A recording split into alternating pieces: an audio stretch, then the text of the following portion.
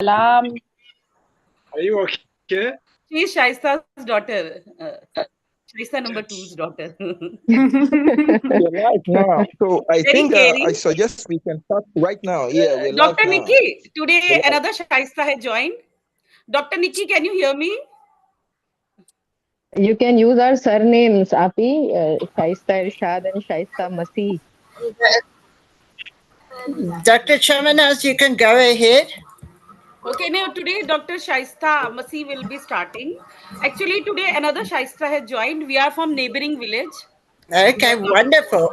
Dr. Shaista Irshad, she is from my neighboring village. We are from village. We both are from Hello, village. everyone. Good morning, good afternoon. It's good evening out here. Good evening, I'm everyone. good. Thank you. Very good. Actually, I invited her because she will be part of our another lecture series in which we will be doing a webinar on how to raise a boy child. Actually, she has a boy, so she is a good person to deliver a lecture. Now, Shai, Yeah, we can start. shall I start? Ha, Shai. A very good evening, everybody. And I'm glad to be a part of GPLT platform once again. And welcome the participants and the speakers here. Welcome. Yeah. So, just to summarize Shai, what let me tell them. Yeah. All of you, please mute yourself because there is lots of disturbance.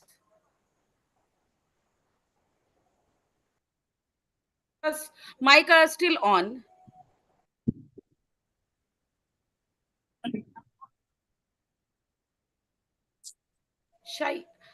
Dr. Shaista, go ahead. Okay, hello everybody.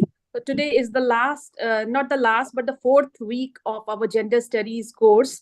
And we initiated the course to spread awareness regarding gender issues because the topic of gender discrimination, this cuts across all the cultures of this world in almost similar manner.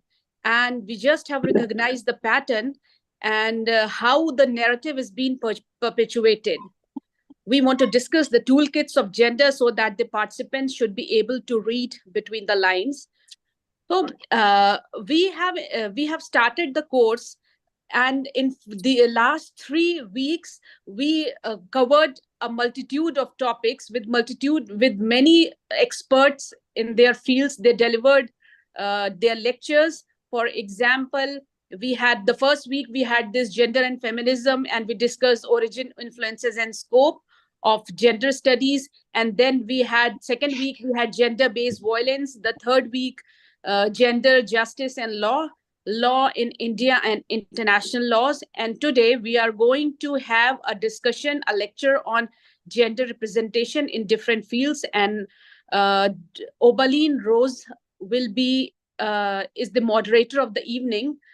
Miss Obaline Rose has been associated with GPLT since long, and she is peace building, peace journalism, and community development specialist, national and international consultant in strategic communication, corporate crisis management, peace building, public relations, and gender rights issue. She is a trainer of peace journalism, conflict transformation, do no harm, and digital literacy rights. GPLT Global PR Executive Head, IEP Ambassador, and Rotary Peace Fellow. So,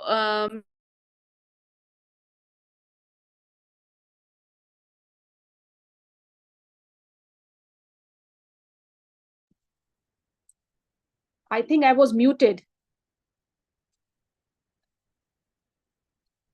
No, Dr. Audible now? No. I believe I was yes. muted for a while. So it's Miss Rosaline Oba is the moderator of the evening. So I just introduced her, and she is the peace journalist, and also the GPLT Global PR Executive Head and IEP Ambassador and Rotary Peace Fellow. So Miss Rosaline Oba, over to you. Thank you very much, Dr. Shaista. I'm so happy to see you today. And Same of course, Dr. Shimanes as well. It's my pleasure to welcome you all to the 4th edition of the Global Peace Let's Talk online gender certificate course. And of course, we are excited to have such a passionate and diverse group of participants with us today. And over the course of this session, we will definitely be delving into critical and insightful discussions on gender issues, of course, that are both timely and of impact. And today we are privileged to have a lineup of distinguished speakers who will be sharing their expertise and perspectives on various aspects of gender. And due to the number of speakers, our schedule will be a bit tight, just to inform all of us. And so we kindly ask you to take note of your questions as the presentations go on. And of course, at the end of the presentations, we are requesting you to please drop your questions in our WhatsApp group for this course, and we would ensure that they are addressed there by our speakers to facilitate smooth communication and maximize the time we have. Of course, if we do have time during this session, after the speakers must have presented, we will definitely open the room for questions. And without further ado, let me welcome our first speaker, and I'll go straight away to introduce this first speaker. Born and raised in Kashmir, but for educational purposes, moved out of AMU Aligarh. Presently, Goa Pizada is based in New Delhi, that is in India. Goa is an astute professional offering insightful exposure across entire spectrum of activities involved in reporting, editing, scripting, news planning, and content writing. Having over 14 years of extensive experience in media-related roles and have delivered successfully with a healthy career growth. He possesses good research and documentation expertise with excellent verbal and written communication skills. Goha also possesses good organizational skills as well as exceptional presentation abilities, sound technical knowledge with experience in programming, editing, reporting, and directing daily news bulletins. I would therefore, at this point, be welcoming our first speaker, Goha, who will definitely be taking the mic from me right now. You're welcome, Goha, to the stage.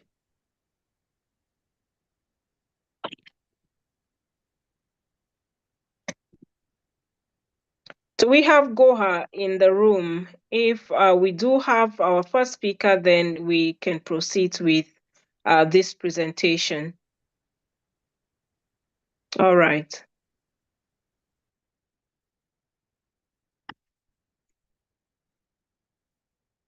Goha sir, are you there?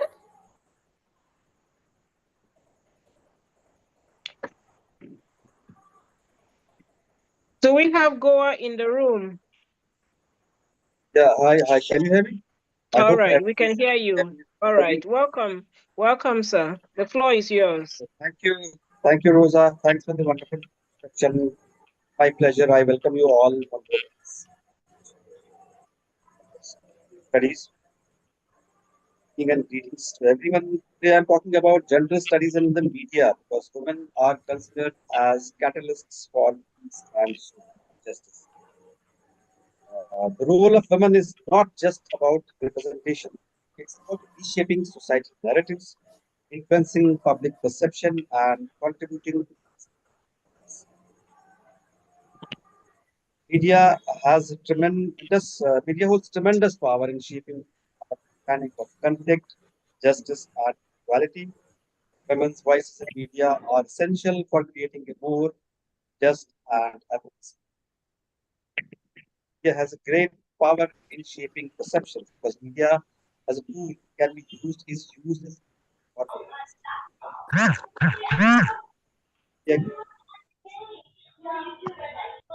media can either preserve stereotypes and fuel division, or it can challenge injustice and promote understanding. The way women are represented in media influences societal norms, gender roles, and the perception of women's participation in peace building and governance. Historically, women have been underrepresented in media or confined to stereotypical roles. However, media that portrays strong, diverse, and empowered women can challenge the status quo and promote gender equality. That's a crucial pillar for lasting peace. There are some key themes where where women are act as agents of change in media. Basically, I'm talking about women journalists and peace reporting. Women journalists often bring unique perspectives to conflict zones, focusing on the human impact, war, and violence, including issues like displacement, violence, and the plight of civilians, particularly women and children. Their reporting can humanize conflict and shift the focus from military solutions to peace-building efforts. The role of women in the media leadership. Women in leadership positions within media organizations can ensure that peace narratives and gender equality issues receive adequate attention. Female-led newsrooms, production houses, and media outlets tend to promote more balanced and inclusive content, can encourage dialogue and foster understanding. Now, how we can challenge those stereotypes in media for peace. Representation of women in conflict and post-conflict narratives. Women are often portrayed. Women are often portrayed as victims of conflict, but they are also powerful agents of peace. Yeah, must highlight stories of women, peacemakers, activists, and leaders in conflict rebuilding to inspire similar efforts globally. I'm talking about the role of women in media and the challenges they face. Seriously, also talking about giving a perspective on how those challenges can be overcome. Am I able to, am I audible clearly? Can you hear me? Yeah, you're audible. You're audible. Thank you. Thank you. The role of digital and social media in amplifying women's voices is very important. Because women empowerment through digital platforms or social media platforms which have empowered women to create their own narratives, bypassing traditional media gatekeepers. There have been various moments, like there was a movement like Me Too or Why Lighter, supported by a lot of people all around the world and in India itself, where women who were subjected to violence came forward and expressed their concerns. And and there are other platforms or movements which have given women a voice to speak out against injustice and demand change. The platforms enable the digital activism and peace movements on these platforms enable grassroots peace initiatives to gain visibility and support, while also holding governments and institutions as a great role in combating gender-based violence. In conflict zones, women and girls are often subjected to gender-based violence. By shedding light on those atrocities, media can generate global attention and push for international action, while also offering a platform for survivors to share their stories and seek justice. There are a lot of challenges faced by women in media. There is a gender bias and underrepresentation. Women face challenges such as bias, gender bias, discrimination, underrepresentation, especially in leadership roles. Addressing these inequalities is key to ensuring that women's voices are not only heard but also shape the media landscape. The most important concern is the safety of women journalists. Women working in conflict zones or covering sensitive topics are harassment. Ensuring the safety and is essential for journalism. There are several recommendations for improving women's representation in media. That is increase women's more women to take on leadership roles in media organizations, shape the content and narratives around peace, justice, and equality. The gender sensitive media policies also need to be promoted. Media houses and governments should adopt policies that encourage gender sensitive reporting and equal representation in media and media content rather and leadership. There can be fostering partnerships. We can foster partnerships between media and various women's organizations.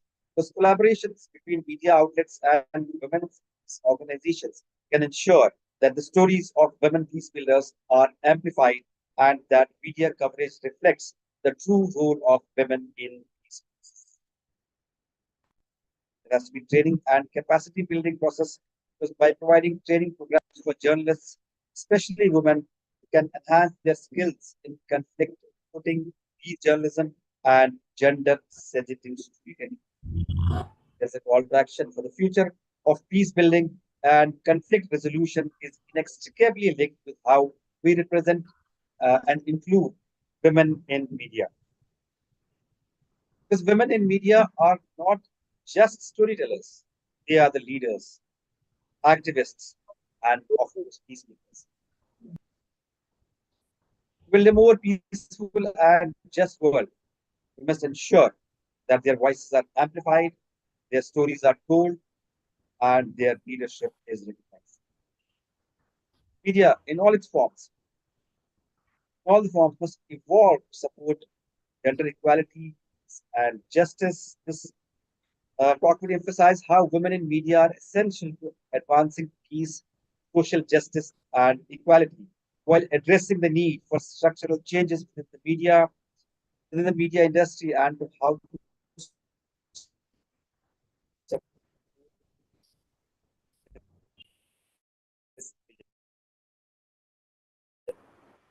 deep protection of gender equality, stereotypes, and discrimination. Somebody's mic is unmuted.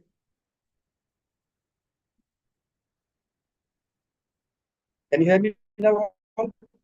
Yeah, we can hear you. I'm struggling to mute those who are bringing the background noise, so you can move on. I'm taking charge of that.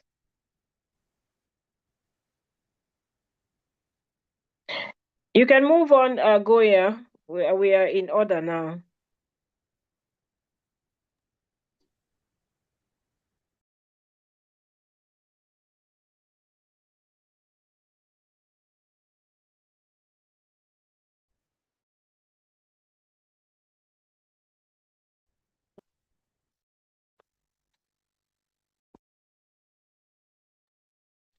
Do we still have Goya on the line, please? Gohar sir, are you there? Gohar? Excuse me, admin, maybe Dr. Goya is muted. Let's move your muted. Thank you. All of you, please mute yourself. There is lots of disturbance.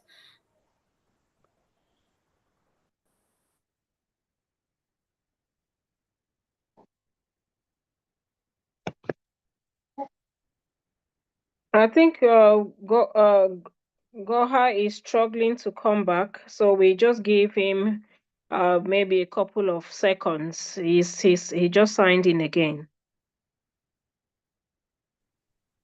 So Can you hear me now? Yeah, we can hear you. 5 on 5. Dr. Shamanas, can you hear me? Yeah, we can hear you. Yes, You sir. can go Yes, ahead sir. now. Yeah. Yes, sir, we Sorry, can hear you.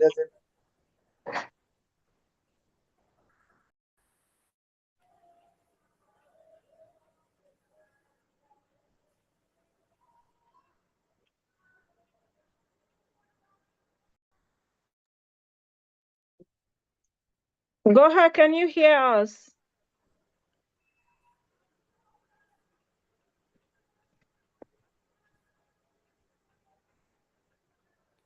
Gohar sir, are you there?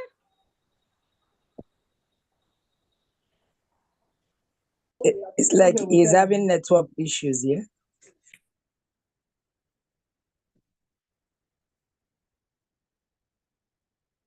I think Goha is having some issues with the network. So he signed out, so I think he's gonna be signing in again. So just to apologize for the technical hitches, we're going to have Goha back. And while And we please, do, everybody mute yourself because there is lots of Yeah. noise, I'm background gonna noise. mute everybody now. Yeah, I've been trying to mute the persons who That's fine. actually That's fine. No activate their issues. camera. So if you can Now just there mute. is All right, that's Ah, fine. Gohar sir is back, Rosa. All right, that's fine. Sir, am I on the right sorry slide? for the interruption. Sir, am I on the right slide? Excellent.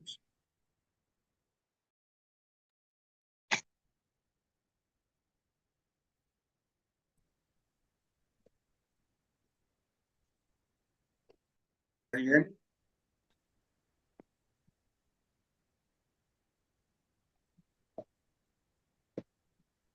I don't think I'm audible. Not hear anyone. You are audible. You are Okay, audible. okay. Thank you so much. Thank you so much. So there are issues. I'll continue with this. There are two forms of media: film, television,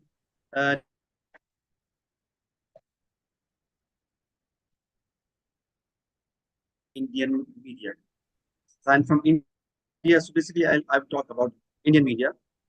Although I'm sure these problems must be all over the world in the media all around the world.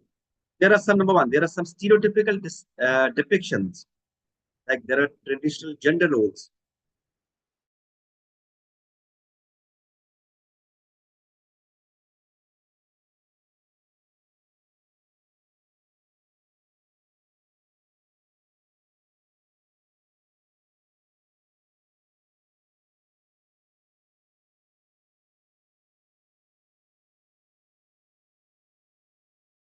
The idealized image of women as submissive, nurturing, self-sacrificing, and like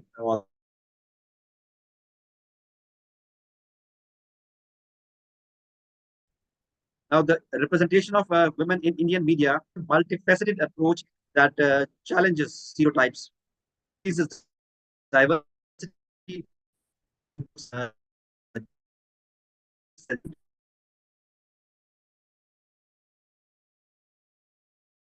one of the strategies that can better representation is broadening the role of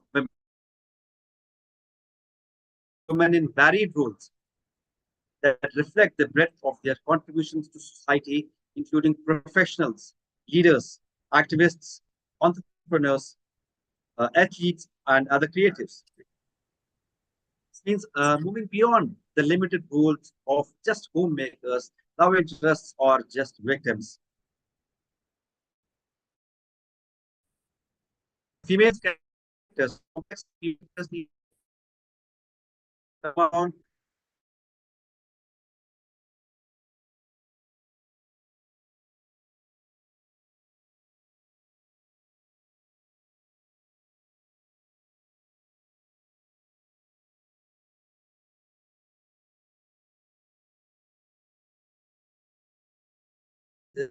traditional gender norms and promote gender equality by depicting women in unconventional roles,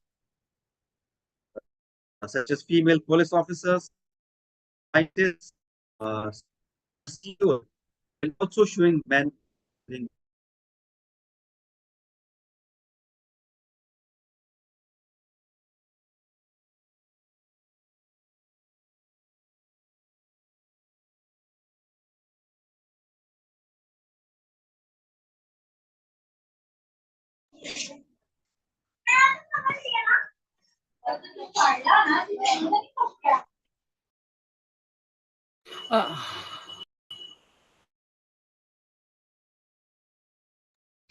We lost Goha again.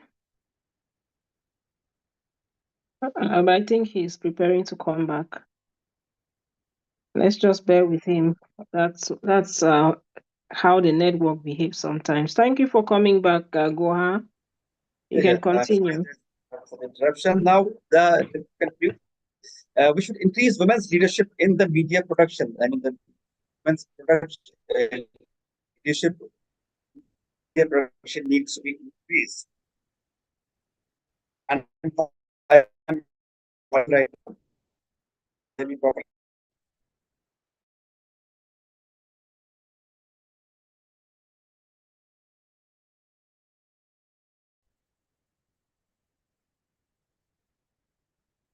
But can you hear me, please? We can hear you. Yes. Even though the line is breaking, but we can hear you. Okay, thank you so much.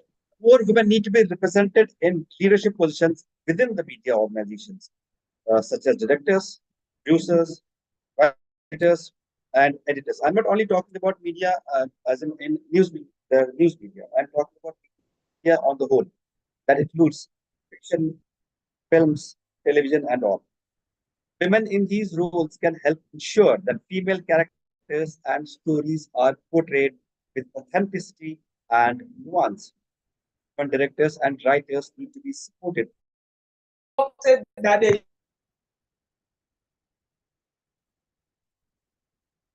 Production houses and media organizations, projects led by female directors, writers, or producers, whosoever, giving them creative freedom to tell women-centered stories. Initiatives like grants, mentorship programs, and gender-based quotas in creative industries could also help. Now, equal pay and opportunity. Let's talk about equal pay and opportunities. Addressing the gender pay gap and career advancement opportunities for women in the media workforce would encourage greater participation and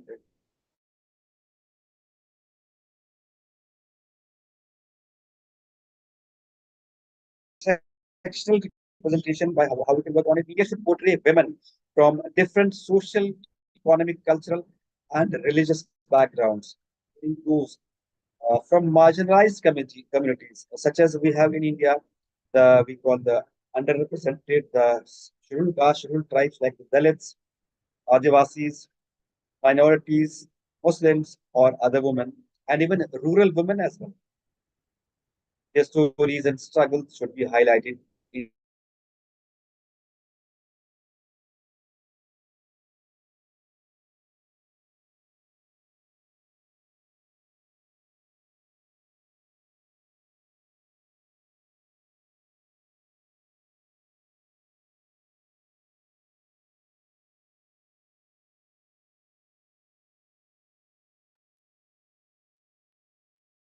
Are you there, Goa?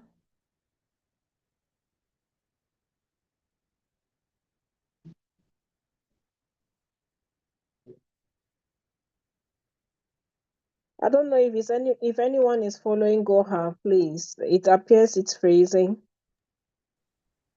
Excuse me, admin. Can we go to the next seminary and come back to Dr. Go and Lisa? Thank you, Titilade Ajay. The network is having problem today, honestly. Yes. So,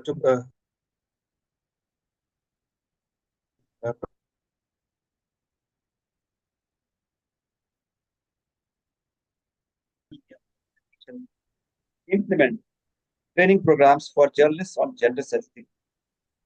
This would ensure that the women's stories are covered in a fair, accurate, and respectful manner, avoiding sensationalism or victim blaming in cases of gender-based.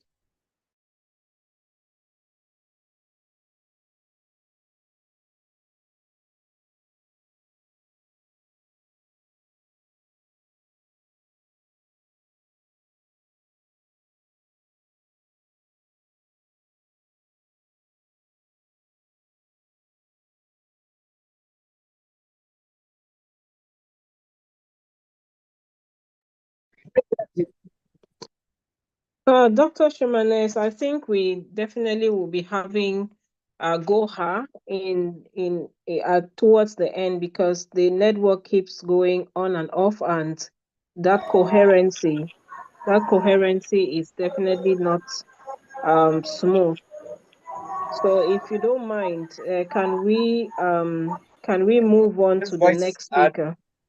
perspectives should be more prominently featured in news media, not just in discussions of women's issues, but in all spheres such as politics, economics, science, and international relationships. Now, how to tackle colorism and beauty stereotypes? Because there need diverse beauty standards to be promoted. Media and advertising needs to move away from promoting colorism and narrow beauty standards. More realistic and diverse representation of women's bodies, skin tones, and physical appearance should also be highlighted to challenge existing beauty norms. Positive representation in advertising as well. Advertisers should embrace more inclusive and body positive campaigns, celebrating women of all shapes, sizes, and ethnic backgrounds. For example, brands can improve, they can avoid promoting skin lighting products and instead promote self acceptance and diversity. The female centric storylines need to be supported, and more women centric content needs to be created. More movies, TV shows, and digital content should focus on female protagonists, depicting their journeys, struggles, and triumphs. These stories should challenge societal taboos, break patriarchal norms, and highlight gender equality issues. Independent and digital media platforms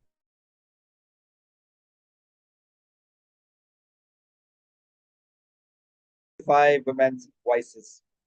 These platforms can challenge mainstream narratives and offer more nuanced representation of women. Media should give more attention to women's achievements in areas sports, science, business, politics, helping to normalize the idea of women excelling in traditionally male dominating fields. News media should avoid sensationalizing gender based violence and ensure that the coverage of such issues is respectful of victims and focused on holding perpetrators accountable. Victims' dignity and privacy should be prioritized. It should be a healthy relationship in the representation of consent. Films, TV shows, and digital content should include more portrayals of healthy relationships, emphasizing concepts like consent, mutual respect, and gender equality.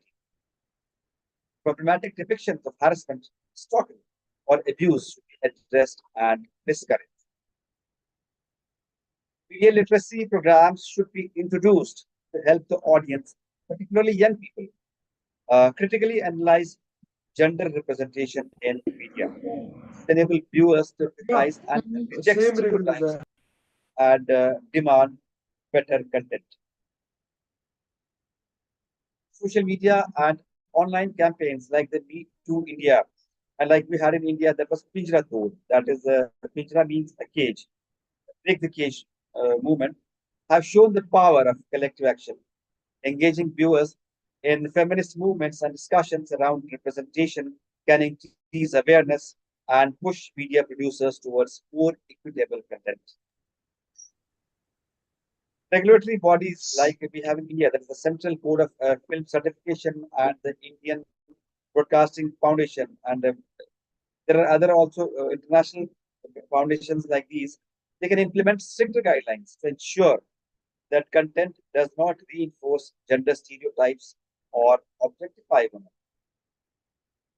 Government-supported public service broadcasts can create awareness of women's positive role, their role models, and more diverse stories about women. Media organizations, civil society groups, and gender advocacy organizations can work together to create a more inclusive media landscape. It was pushing for policy changes, encouraging media houses to adopt gender sensitive practices and support independent media creators. Producers and filmmakers need to be encouraged to incorporate feminist perspectives and storylines that focus on breaking stereotypes and showing women in empowered and leadership roles. By improving women's representation in Indian media, it requires a holistic approach involving content creators, media organizations, regulatory bodies, and audiences. By challenging stereotypes, promoting diverse narratives, and ensuring that women have leadership roles in media production, more equitable and nuanced presentation of women can emerge. Gender sensitive reporting, inclusive beauty standards, and intersectional storytelling can contribute to a more positive and empowering portrayal of women in media, ultimately influencing societal attitudes and fostering gender equality. Women's representation in Indian media in the media rather overall, has seen significant evolution over the years. Though it used to face challenges around stereotypes and other gender roles and access.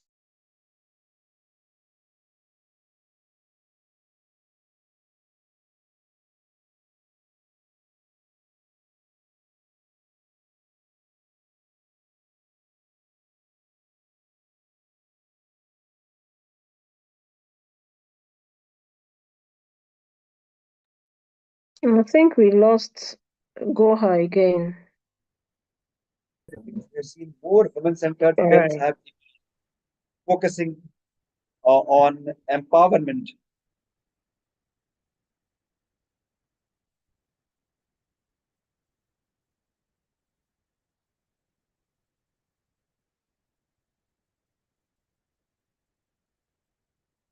Focusing on empowerment, breaking taboos, and addressing social issues. There were various films that were made in India, like films like Queen or Piku or Pink, or there was a movie called as Thappad that was released in 2020. Thappad basically means a slap, where in the Thappad, if a woman was slapped by her husband publicly and she demanded her husband because she like her husband cannot slap a woman anyhow. These showcase strong female characters. These showcase strong female characters grappling with real world challenges. However, despite these strides, the portrayal of women in film still lacks diversity, especially in terms of caste, region, orientation, and profession. Focus remains largely on still remains largely on the upper middle class urban settings. Like in traditional gender roles in Indian TV, Indian television serials have been criticized for reinforcing traditional patriarchal values with storylines that often revolve around family disputes, marriage, and women's roles as daughters, sisters, wives, and mothers. Some shows have broken this pattern by portraying working women or focusing on women's issues such as domestic violence, education, and autonomy. For example, there were various shows in India in the TV televisions, like the Balika Vadhu and others, that addressed societal issues such as child marriage and gender discrimination. Women are visible as anchors and reporters. They are underrepresented in editorial full of Indian media. Research shows that Indian news media often neglects perspectives in news coverage. When women do feature in the news, they are often reduced to victims or subjects of sensation rather than complex, multifaceted individuals. Despite challenges, issues such as gender-based violence,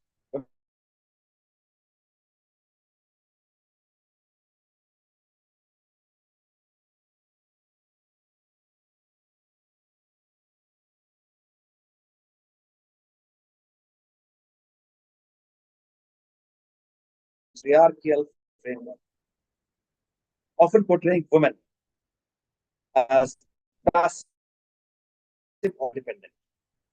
More focus is needed on advanced, diverse, and intersectional representation. The objectification of women, particularly in cinema and music videos, remains an ongoing issue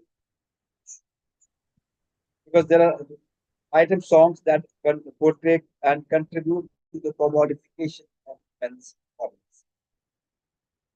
Now, there have been from female figures in India, in Indian media journalism, like Barkha Dutt, Pai D'Souza, and Nidhi Razdan, and they have been instrumental in shaping the media language, media landscape, particularly in news broadcasting and political journalism. There have been various actresses in Indian film industry, such as Deepika Padukone, Vidya Balan, or others, and they have taken on more empowered roles and become vocal advocates for mental health, feminism, and equality in that film industry. There is a report by UN Women. This report was published in 2019, collaboration with some media platforms, which discusses women's representation in the newsrooms of Indian news organizations in Hindi or English. I'm not going to read the whole report because that is a lot of time, but it clearly highlights the underrepresentation of women in 55 organizations comprising major TV channels and leading newspapers and other media platforms. Let me tell you here one more example. It's very important example.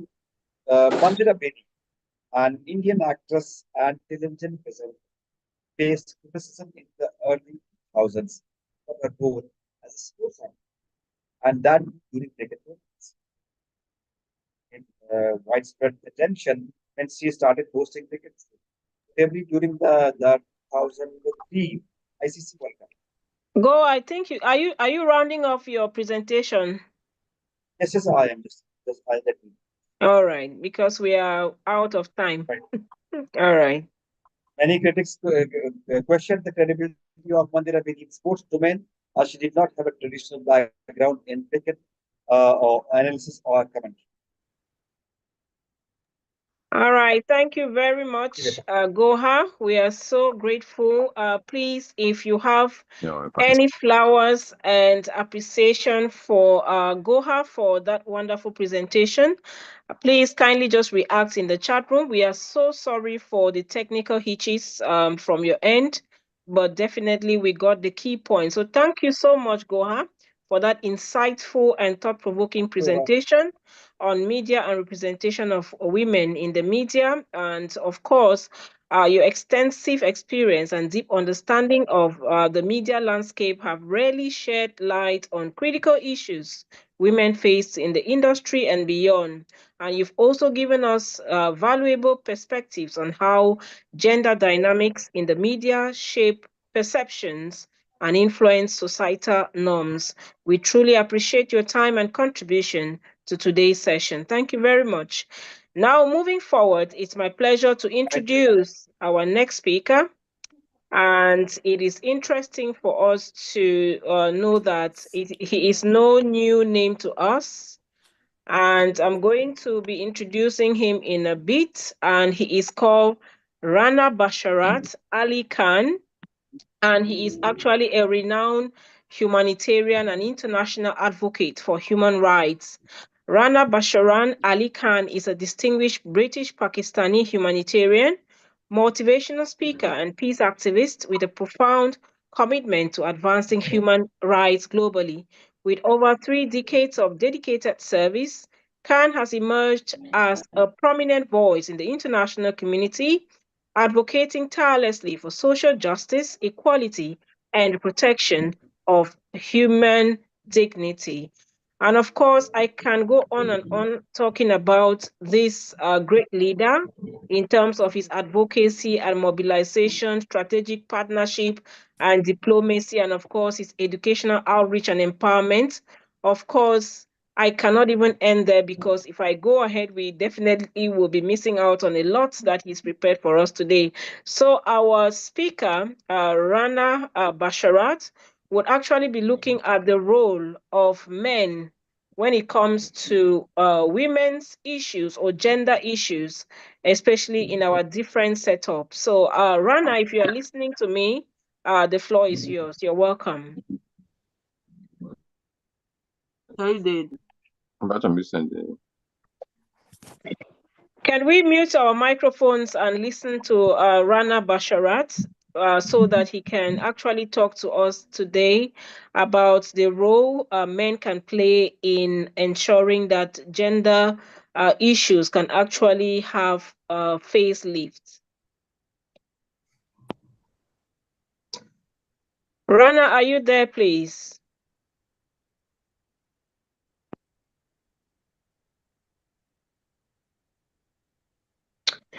I think we have definitely lost him. He was here a while ago. So putting him on hold, I'm going to go to the next speaker. And of course, the next speaker is Ms. Manzi Sharma. And Ms. Manzi Sharma is an international mediator and nonviolent communication expert. She is an international motivational speaker and mental well-being coach. And of course, she works as a legal executive for Global Peace Let's Talk. And Manzi has expertise in the Gandhian thought and peace studies. And Manzi also holds a postgraduate degree in Gandhian and peace studies with a gold scholarship for being meritorious in Buddhist doctorate in Buddhist, Jain and Gandhian philosophy. And so we are going to be listening to Manzi Sharma as she speaks to us on a very, very important topic. And this topic is around gender representation in media, politics, education, and literature. If you're listening to me, Ms. Manzi, the floor is yours. Thank you, Ms. Rosaline. Thank you for this warm introduction. As always, I can see that we have a good number of people in the course who are very curious to learn new things about how the women and the other genders are represented, and what is our share of proportion in whatever activities are happening across the world. So today, as a theme of this session is representation in various fields, I shall be dealing with the representation in general terms, as in where we have some significant representation for different genders, women in particular, and other genders too. But at the same time, I shall be highlighting why such representation is there, whether it is low, whether it is high, and let's look at it through my PowerPoint presentation. And in the meanwhile, I would request if I can kindly switch off my video, because I don't want to lose network connectivity in between, so that it's a convenient sail through for all of us. Thank you. Let me share my screen, and after that, we will start with the presentation.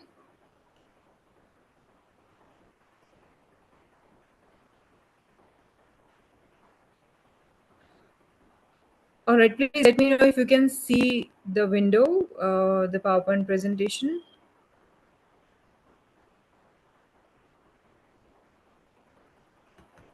Is my PPT visible to you all?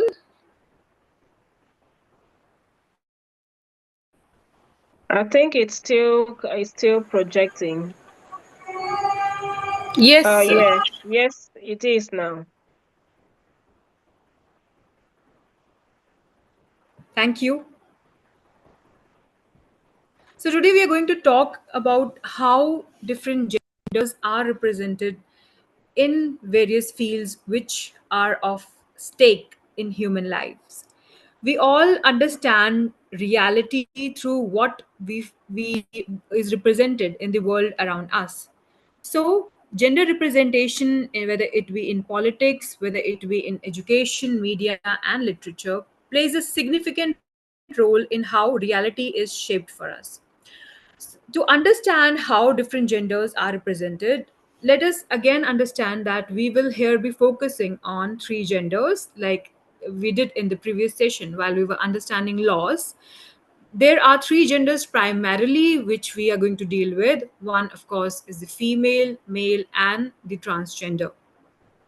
So, if we come to politics and gender, we understand that politics is all about decision making. It is all about deciding how the laws, what kind of laws, and how the decisions are going to affect human lives, the lives of the masses residing in a particular geographical territory are affected by the decisions of the political change makers. So, politics and gender have a significant role in human lives because it is through political decisions that our lives are affected. So, if you have to talk about the data available on how different genders are represented in politics, the UN data says that it is only in 27 countries where we have a women head of the state or the government. Only 23.3% of the cabinet members are women. 26.9% members all around the world are in the parliament who belong to the female gender. 35.5% females are in local self governments. So, this is a very low representation for women in politics as per the United Nations. Also, when it comes to the kind of portfolios these women are holding, they hold portfolios such as women in gender equality, social welfare, child development, say indigenous roles or development of the indigenous communities. So, by far, also the representation is less, and the representation wherein there is limited to some portfolios which are considered to be women specific.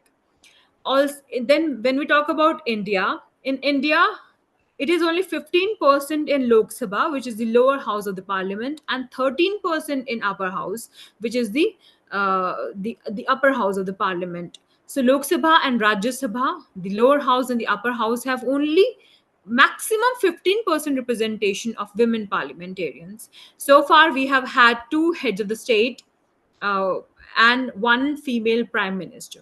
So, politics and gender have been limited by what all stereotypes surround men and women.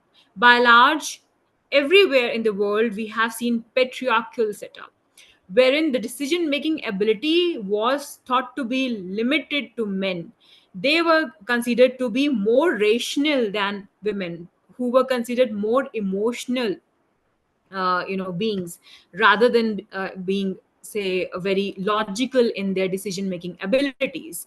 Also, if you look at the circumstances all around the world, you will realize that how whenever the decisions are taken, usually in the Indian setup in particular, women kind of depend on men on how to take a decision and their affirmation as to what is right and wrong. So this is reflected in the way women are represented in politics, not just in India but everywhere around the world. Their role is limited to the caretakers of the families, so they have been stereotyped into a particular role. Though a large number of decisions regarding the household are taken by the women, I think where I live, say in India, my mother has a significant role to play in my what all decisions I take in my life. But this decision, they usually in the families, is not taken at the level of, say, community, or at the level of state or the level of country. They are limited to the household, wherein the decisions outside the households are to be taken by the men. And this kind of mindset is exhibited in almost all the countries of the world. Therefore, we see this dismal representation of women in politics. Talking about transgender in politics, again, this I didn't even want to share the kind of the ratio they are, because it's very very less. It is only in 1990s that they started rising to positions of the heads of the offices. The representation still remains very dismal, and wherever even so that they do not rise to these official positions, very rarely they rise to this occasion. and also they do not even like to participate in the political process. So if they are electing the heads, they do not even prefer casting their votes. So transgenders in politics, not just in the official positions, but also when we talk about their participation in terms of, say, the voters, it is very, very less. So finally, when you talk about politics, it is the men who rule the roost. They are portrayed as strong, firm, and logical, while other genders need guidance and protection. So they are the kingmakers. Even if you talk about a setup wherein a female is the head of the state, usually it is considered that she is going to listen to what the male member, say a husband, is going to tell her. So kind of we still have the males as the de facto heads of the government or the state. In India, there's a concept of panchayat pati, wherein though the women are elected in the process of, say, local representation, or to the women in say governance process, but it is the husband of the women who kind of controls the panchayat. So we call this local representation as panchayat, which is about a community finding its own head. So usually, though the women are elected, there are seats reserved for them, but the men take control. They have this decision making power in real. So they are confined to being the nominal heads of say panchayats too. So therefore, it is important that the decision making abilities of the women are not just honed; they are very well equipped with this skill, and also at the same time they have trust in their abilities to decide. There is this one problem which everyone faces, that we are always afraid of what are going to be the results of our decisions. I think instead of just thinking of what is going to come out of the decision, the best ability is to look at the pros and the cons and to decide for the benefit of the people. Once you are in a position where you can see that what are the negatives and the positives, you must decide as per the circumstance which allows you to have the maximum number of positive outcomes from a situation. So then we should not be hesitant in taking responsibility of what has happened, right? So whatever stops you from taking decision is what is going to happen once the decision is taken. So this kind of hesitation should be dealt with through courage and conviction, and women must not stay behind while deciding on anything. Coming to education and gender, there are certain professions which are considered to be the safe zones for women, and education sector is one of them. India has up to 80% female teachers in schools and up to 60% in higher education, say colleges and universities. Even in the world, we see a similar reflection, because there are up to 90% female teachers in the schools and up to 50% in the higher education sector, which includes the universities and the colleges. But still, we have, in the education sector too, only 13 out of 230 Nobel Prizes awarded so far in the medicine sector have been awarded to women. Only 8 out of 191 in the chemistry field have been awarded to women. And then only 5 out of 224 in physics. If we talk about the social sciences, only 3 out of 92 have come to women. So what is the problem? Because it is very interesting to note that the enrollment ratio of women or girls in the education sector is less. So lesser women are educating themselves, but they are educating others more and more. So this is a very interesting scenario wherein you want female teachers in the schools because you believe that they are going to be good caretakers along with being good educators, but at the same time the women are hesitant in educating themselves. Their enrollment ratio is less. So why is this happening? We need to understand that there is no safe zone as in when it comes to profession. Rather, we should not limit ourselves to the safe zone.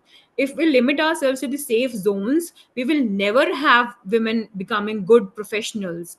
If I talk about the profession which I pursue, say legal profession, even here you will have 90% of the staff in colleges and universities, the law schools, being females. But when it comes to the women being lawyers and judges, the proportion is very, very less, very, very less. So the professions which are considered to be professional in terms of, say, where the skill and abilities are more, where the interactions are more, are considered to be male dominating areas, wherein the education sector, which kind of facilitates some certain things for women, say they can take care of the children at home and also in the schools or the colleges. They probably have more emotional connections with the students, so they're considered to be good. And also it is considered to be the safest sector, because here, first of all, the women are going to interact with the children, and also there is no there is no controversy related to the way you're going to dress up, right? So largely women in these sectors dress up in very traditional ways, in very formal ways, and which is considered to be good in the society. Coming to the transgenders, are there any trans teachers? Yes, there are trans teachers, but it is a rare case phenomenon. And even if there are any trans teachers, they are surrounded by controversies. In Canada, there was one of these controversies where the trans teacher couldn't behave in a dignified manner. Education sector in particular requires people who are going to build the minds of the future generations, and there the teacher acts as a role model.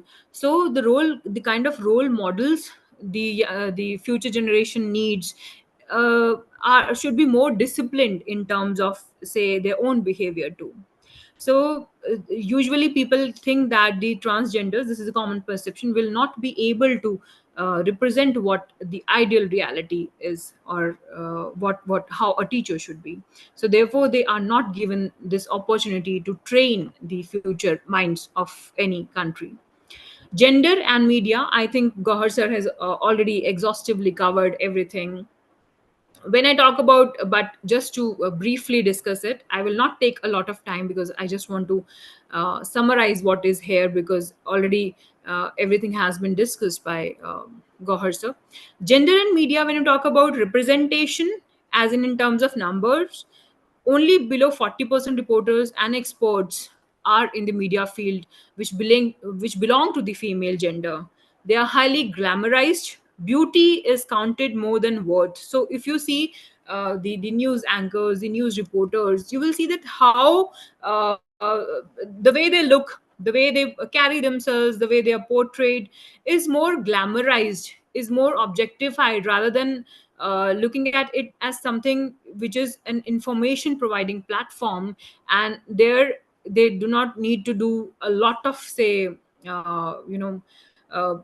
makeup or glamorization of their bodies, right? So beauty has more worth in the media industry. Transgenders, of course, there is hardly any representation, very rare representation of transgenders in media. And when we talk about media, we're talking about everything, say, uh, we're talking about the entertainment industry, we're talking about the social media. There also, if you're looking at the reels, if you're looking at say the movies, you will see that there is a particular way in which women are portrayed. They are not the speaking characters. Hardly 30% of the women are the speaking characters, as in they have a say in how the movie is going to shape up towards the end. They are forced to wear sexually revealing clothes. Many a times there are in particular there are some hot and spicy songs added for to grab attention of, say, of the audience, of a particular target audience. They are forced to wear some kind of clothes which usually men are not forced to wear.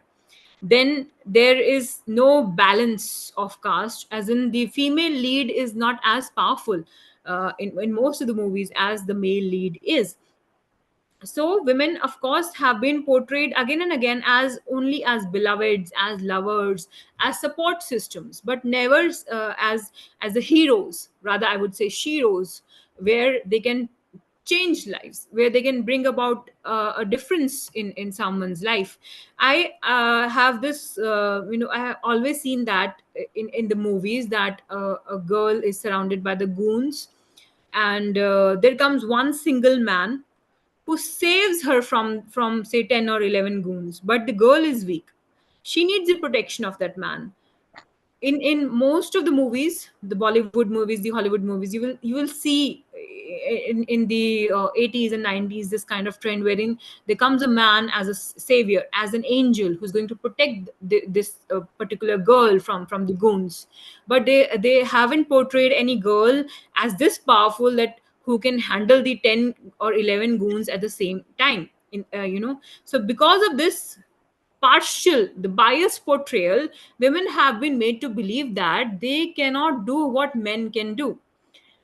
I feel really sorry to say these kind of things, that they are made to believe that they need to be delicate darlings always. They cannot be daring divas.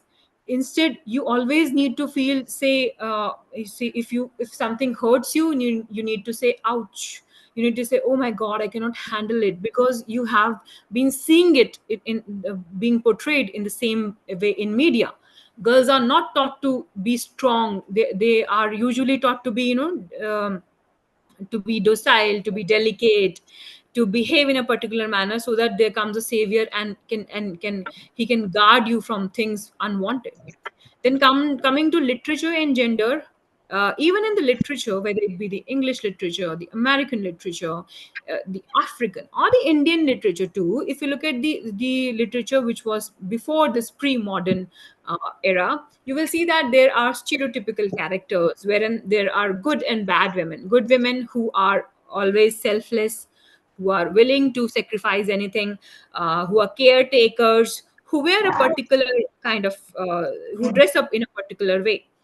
And then there are bad who do not care about the families, who have, say, who have no choices. They want to give up on everything they like for their family.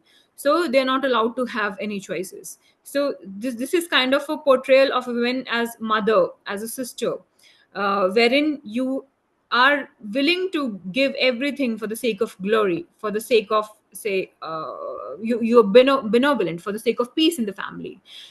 And if but if we move to the bad side of the spectrum, there will be sexualization, there will be glamorization, and these women are not looked up to as role models or ideals. They are looked up to as people who have lost track of their lives, because expressing sexuality, being glamorized, is not considered to be good in the literature too. There is a particular way in which you need to behave. Women cannot smoke, women cannot drink, and this is how usually the women are represented. And if I need to talk about the transgenders, they have been powerfully represented in literature, unlike the portrayal which we see on social media or in movies, where they're made an object of mockery.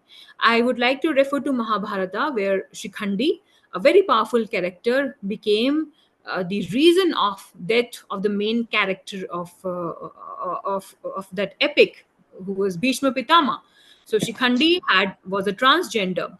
Even if you look at anywhere else, it is in the mythology, in particular in the Hindu mythology, it is considered that the transgenders have some powers more than the other genders, through which they can bless others. So they have been not portrayed as funny, funny creatures. They have been portrayed as more powerful beings, as beings who have some more dignity, some more auspiciousness, some more divinity than the other two genders. Then coming back to women, there's this property versus person concept. Women are largely treated as property, and having a good woman, having a good wife, is all about having, say, some kind of a property in your hand. They're not looked upon as persons who feel, who have dreams, who aspire. The 3 Ds are enough for defining women as dependent, delicate, and docile. And then coming to literature, as in women specific literature, wherein women are participating as the creators of literature. So far, only 17 awards have been, the Nobel Prizes have been given to women writers, instead of the 119, say 112, which have gone to the male writers. So what does that mean? Is there any bias in the way the literature is also looked upon? Is there any bias in the way the world looks at women? Is there any bias in the way the women look at themselves, or any other gender looks at themselves? So because of that, there are a good number of issues which are still left pending to be addressed, and the United Nations says that it will take 130 years more for women to come at par with men. And what to talk about the transgenders, who have a very, very low representation in all these fields. So it is very important for women to first understand what they want. I keep on telling my students that you need not look up to somebody else for some kind of affirmation of what you're doing. If you want to wear a hijab, you must wear it because you want it, right? If you want to wear a dress, you must wear it because you want to wear it. These kind of affiliations, the affirmations, should not come to you from somebody else. If they are coming from somebody else, men don't ask us if they want to wear shorts on a beach.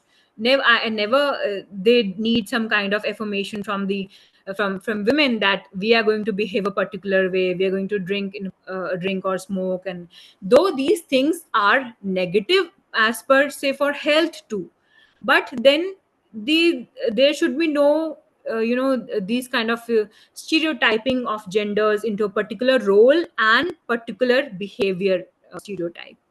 And only then we can say that we are at par with what is happening to men, the freedom which they have men. So these societal pressures should not be too heavy on women.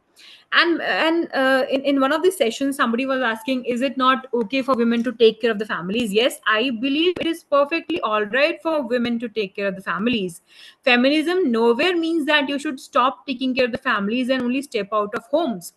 Rather, it means that you have that freedom to decide whether you want to be a homemaker or you want to join some profession. And in that, I think men should equally participate. They should give women their space. Men should understand that there is nothing in today's world which is solely responsibility of a particular gender.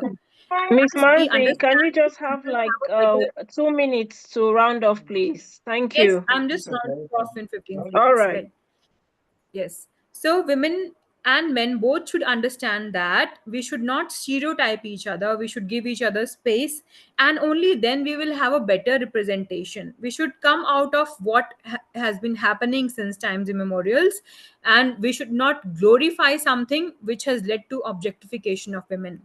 Even if you want to behave in a particular manner, it should not become a compulsion. Women should not be forced to dress up in a particular manner. They should not be forced to look a certain way, the way men are not forced to look a certain way.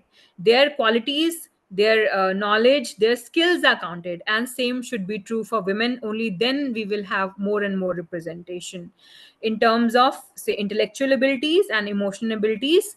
Men and women should come at par rather than showing somebody as superior or inferior. So thank you. This is all about the representation of different genders in various fields. Thank you, everyone. Thank you so very much. Can we give Miss Manzi some flowers in the chat room for this very, very insightful presentation? We are so grateful to you, Miss Manzi, for that powerful and enlightening presentation, where you actually brought to us a realistic picture around gender representation. in Thank you media, so much. politics, Thank you so much. education, and literature. Your deep insight in Gandhian thought and peace studies, along with your vast experience, of course, has actually been an enriched spice in this particular part of the program. And of course, you've offered us valuable insights into how gender representation impacts various facets of society and the need for equitable inclusion. So we greatly appreciate your time and, of course, your thoughtful contribution to today's session. Thank you so very much.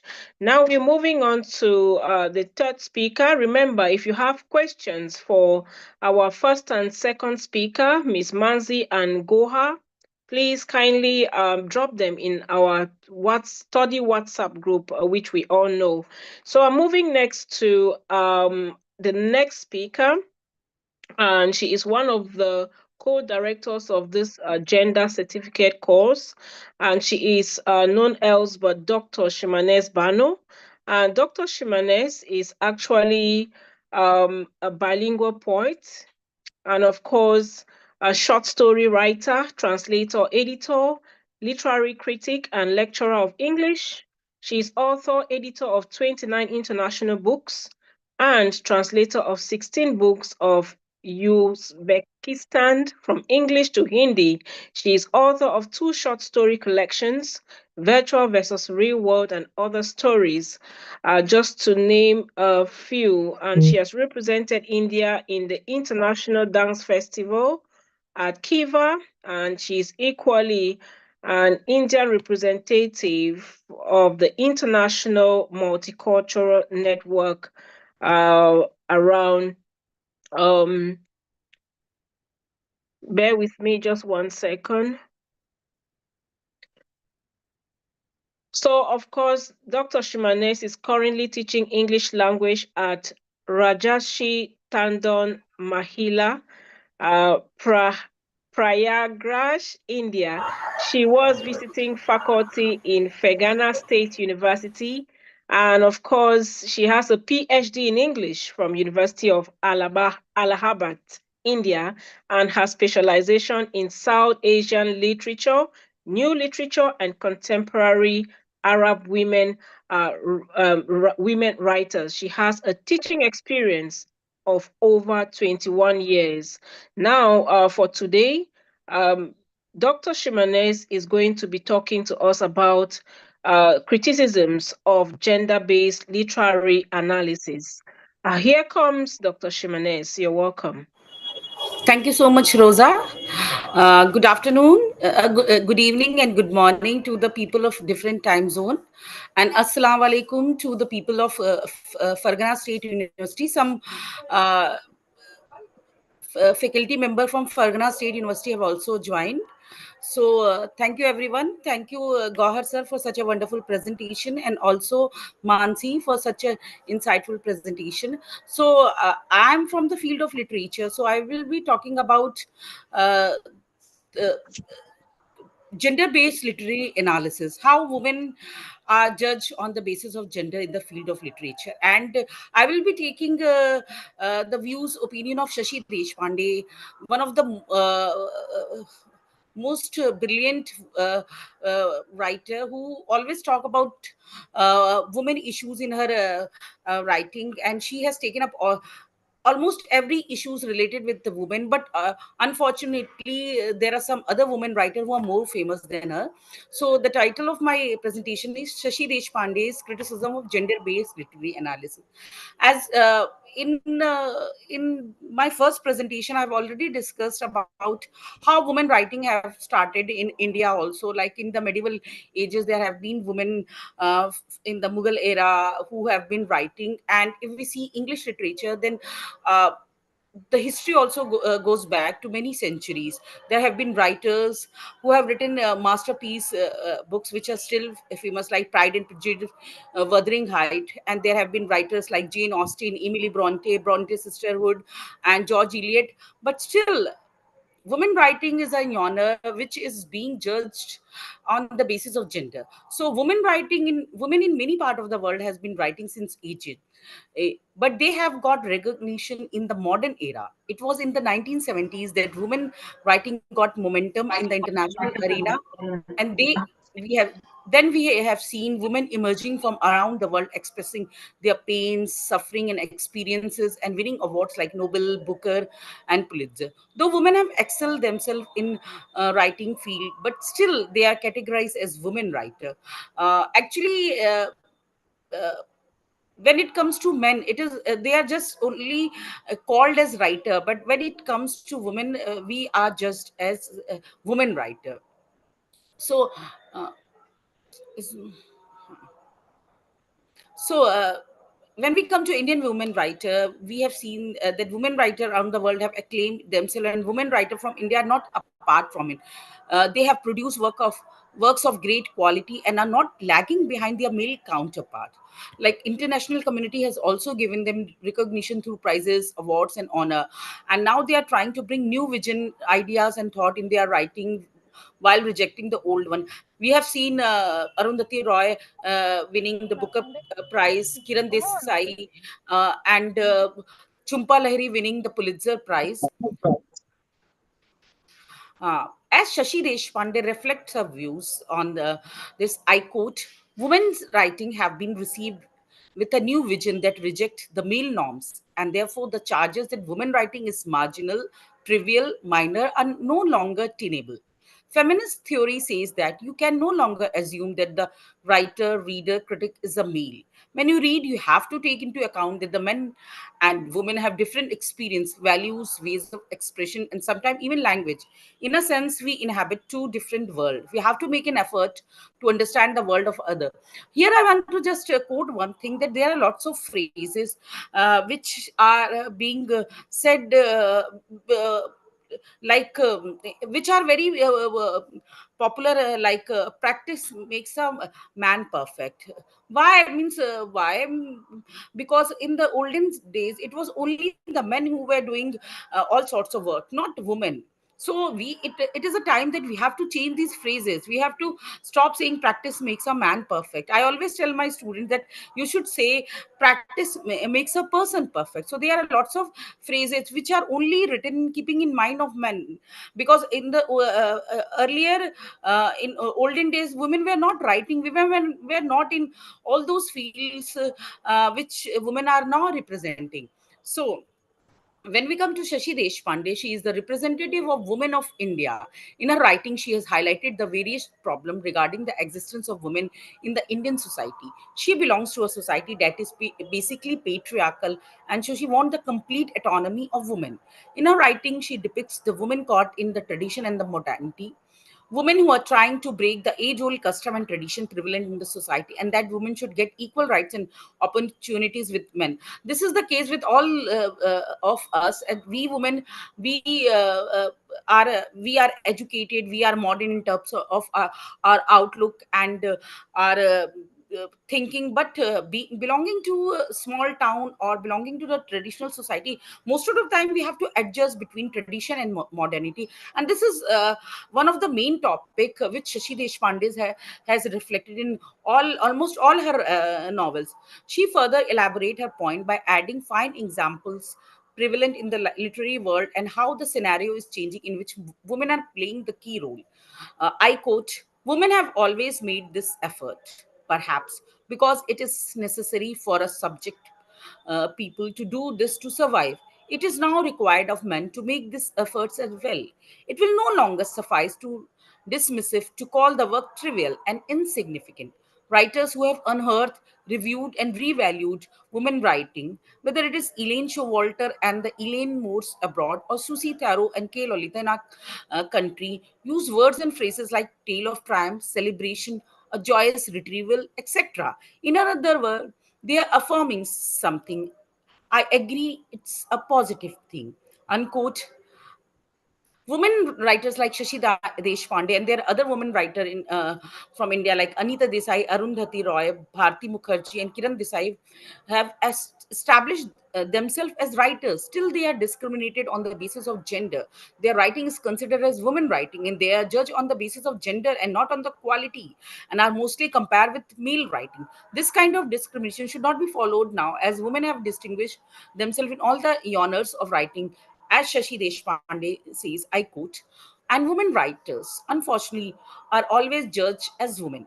An unseen authority keep women writers as reigned in as women are in life. It makes no difference that you are writing fiction, because a woman is always associated with the character she creates. So actually is a man, but the way men and women are looked at the world, the way their action are judged are very different. The reaction to their writing too correspondingly different. Unquote. Now, so this is the thinking of our society regarding women writer. But for women writer, their writing have given them a voice to reveal their thoughts and feeling in front of the world.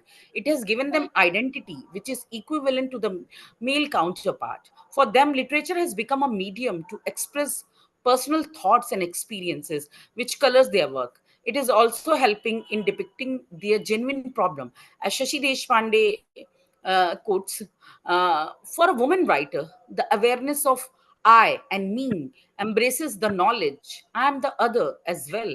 For her, this thought is both revelation and the turning point. And here I have to say something which is already a cliche.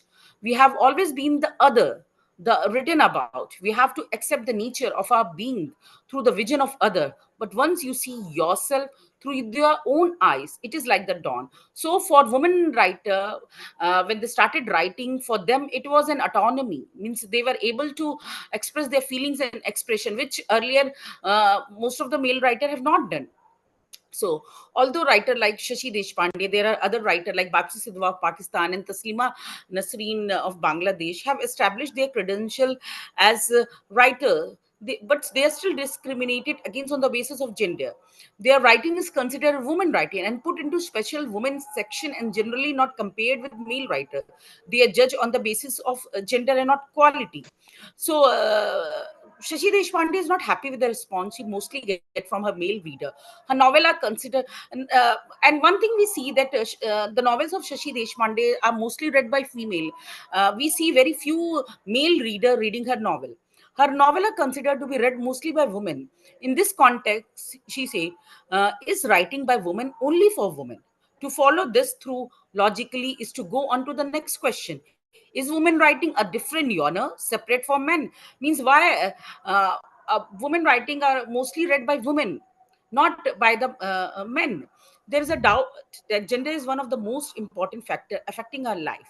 The first question asked after birth is, it is a boy or a girl?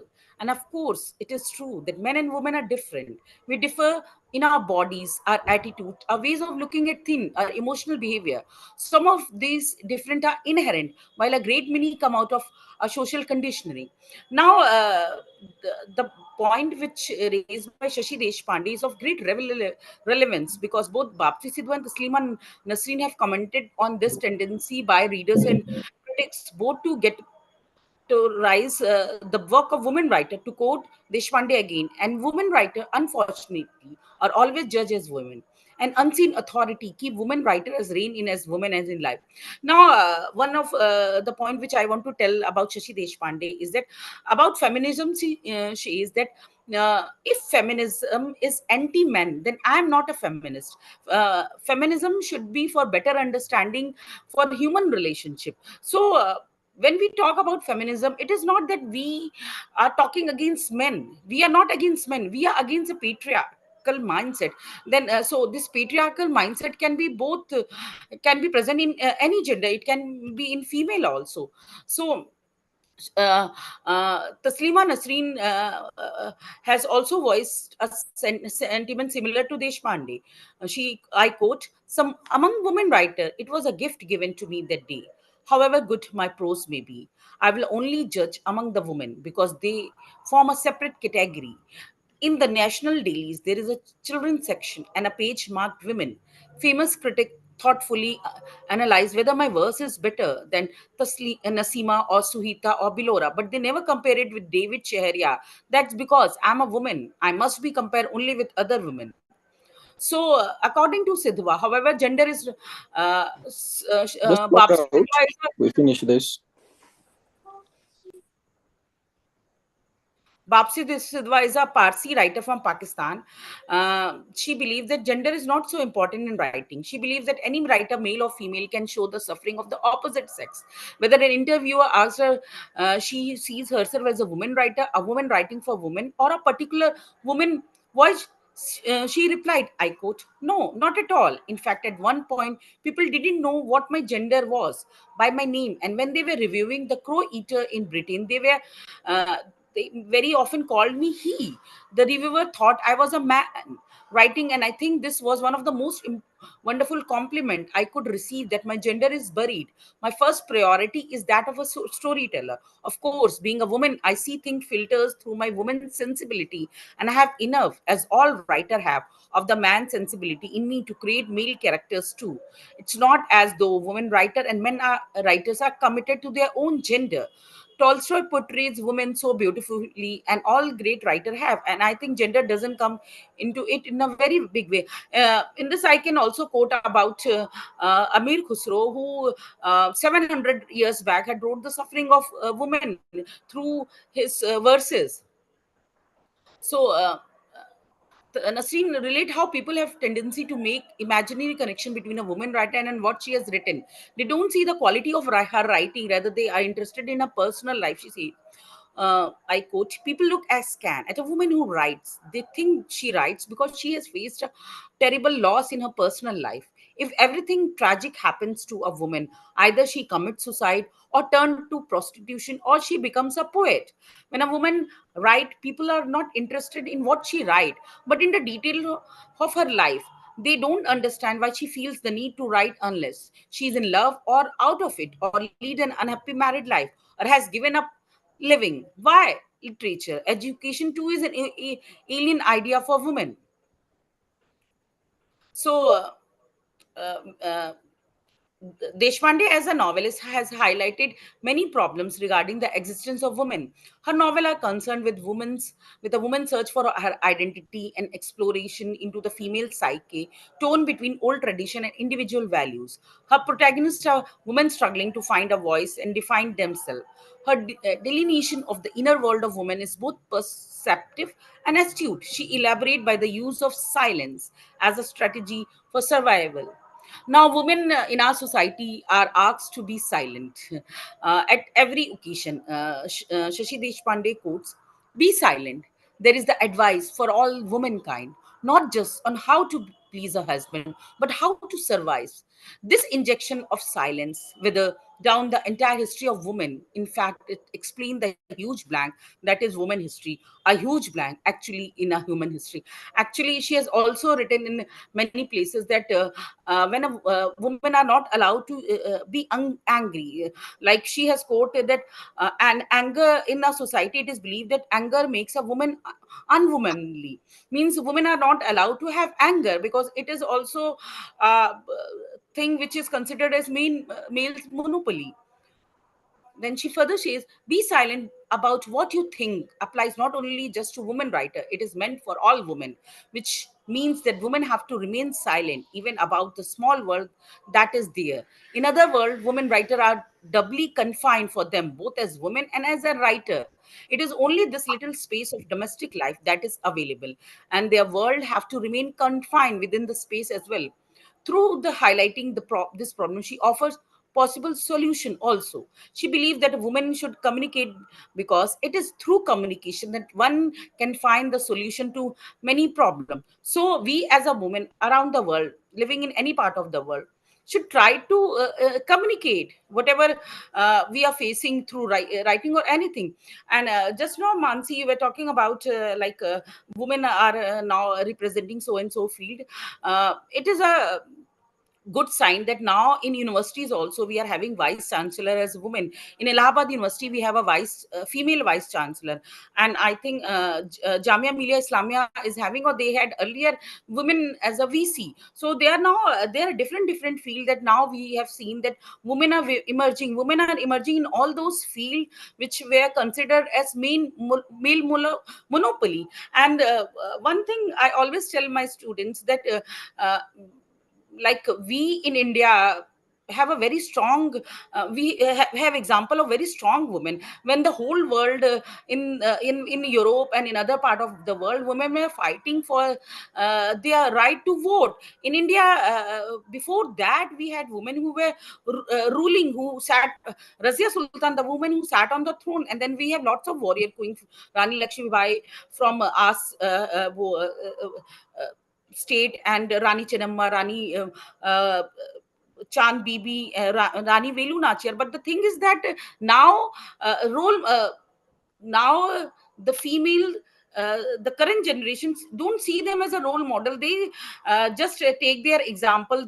But they often don't take them as a role model. They take their role model as all these celebrities, beauty queens, and all the female, and they try to model themselves like them. And when I belong to a girls' college. When I tell girls to, when we have some events and I tell girls to do some work, they say, "Ma'am, I cannot do this," because in their mind they think that they are very delicate, fragile. So the thing is that women in our society are modeling themselves to be very delicate, fragile, because they are following the footstep of the female actors. They are not following that what was in our history. So this is all my presentation today. Thank you, everyone. Thank you, Rosa. Thank you so much, Dr. Shimanes Bano, for that insightful and compelling presentation on criticism of gender-based literary analysis. And of course, the way you analyze gender dynamics in literature and highlighted the importance of gender-conscious literary criticisms was truly enlightening. Thank you so very much. We deeply appreciate your contribution and the depth of knowledge you shared with us today. Can we share some flowers to Dr. Shimanes? Remember, she's the project co-director of this course. That was quite brilliant. We thank you so very much for maybe enlightening us and also enriching already what we know in terms of gender-based issues when it comes to analyzing it contextually, especially in our different setups. Moving on, we definitely are expecting Rana to come back again, but of course, he isn't here. He's been here with us, but definitely will join us again shortly. And if you don't mind, we are having some good time for us right now to actually entertain feedback, questions from your end. So somebody was actually giving us proposal in the chat room that at least they should give maybe a discussion at the end of each session for a few minutes. Thank you very much, Miza Ahmed. And of course, we are using this time right now for you to channel in your questions, maybe in the WhatsApp group or in the chat room, or you can press the raise your hand button and we definitely will take your questions and remarks. So the floor is open for anyone who may want to chip in any contributions that you have or questions. The floor is open. Do we have anyone who is ready to speak? So kindly just click the raise your hand button and then we can kickstart the question and answer session while we wait for Rana.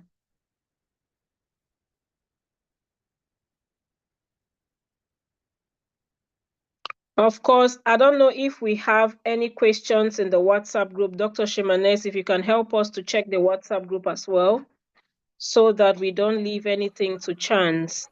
I think Nirja ma'am is there with us. She is a senior professor. So I request her to share her insight about this gender-based literary analysis. Yeah, Nitya ma'am? Yes, thank you, Shamina. I hope I am audible. I just heard your lecture and I heard Mansi's also and Gauhar sir's also. So, I mean, as you were talking about the question of silence in literature, you know, it's a, and you say men are not silent. I mean, it is the women who are supposed to be silent, and silence is the voice, you know, that is, it's a, though it is inaudible, but it is supposed to carry a lot.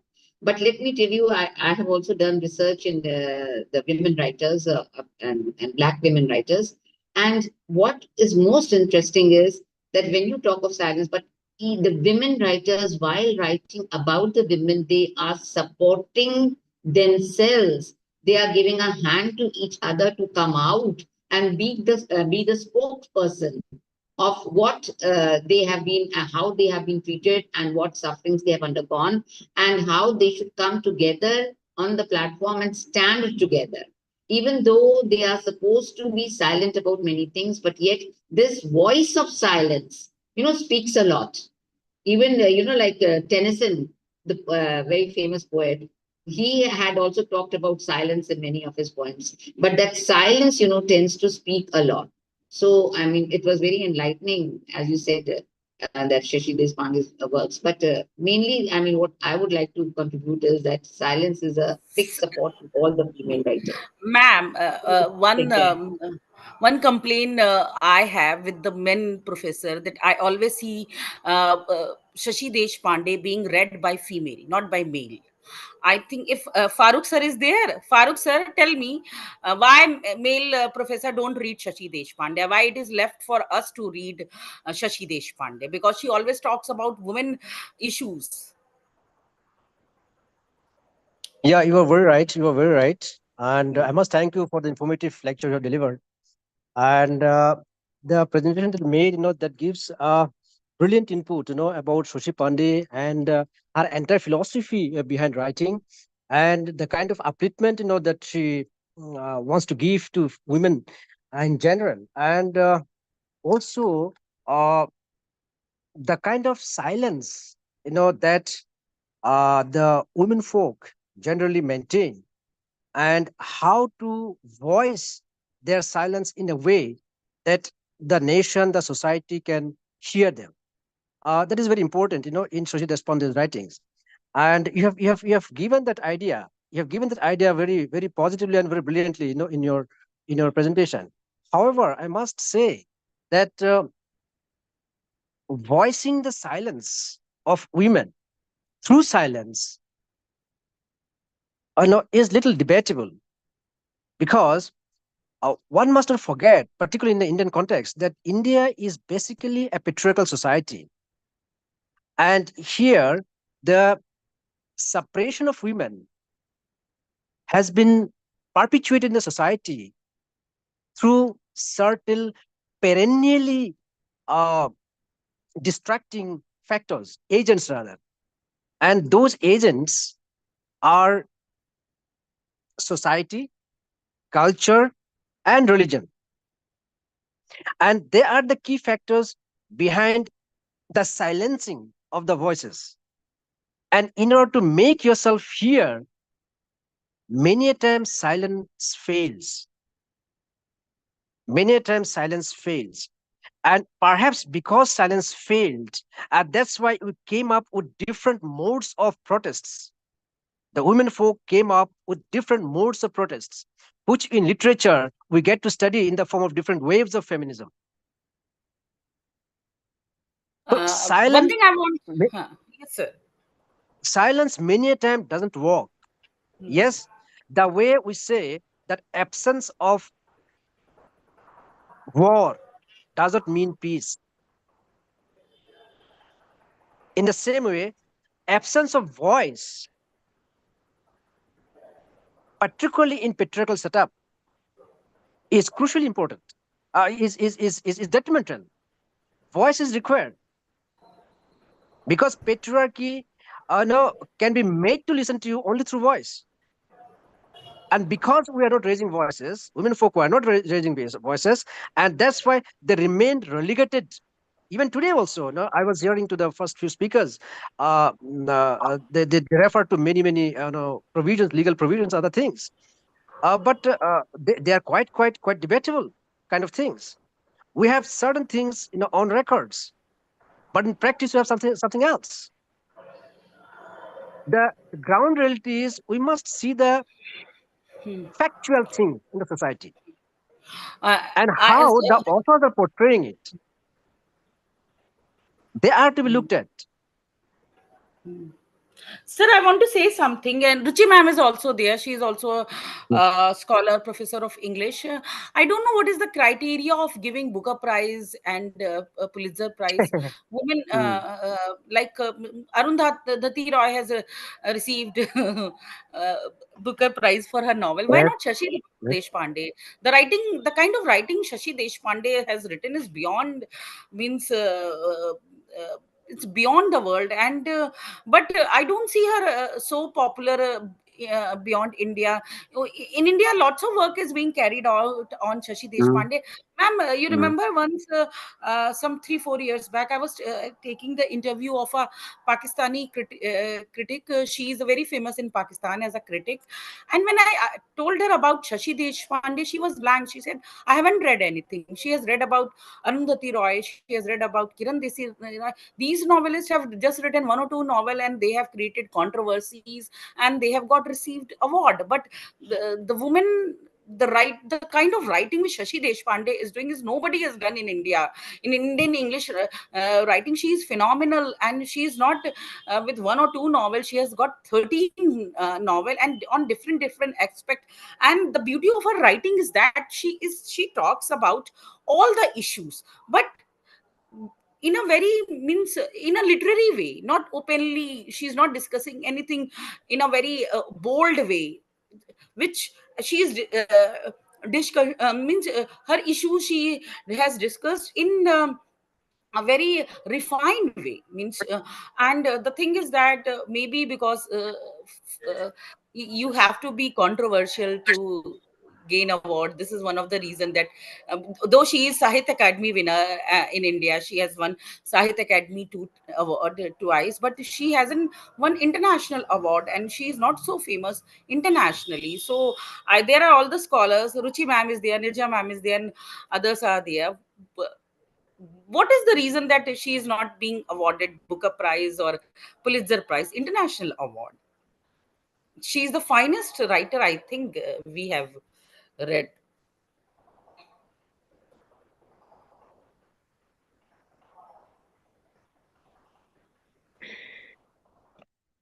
Thank you very much. That's a food for thought. And we keep reflecting on these unanswered questions and happenings around our context. We have a question in the chat room, and this is coming from Titi, and she says, I think gender problems are vast and common in religious organizations. And the society usually use their holy books to suppress the women. My question is, how can this be addressed?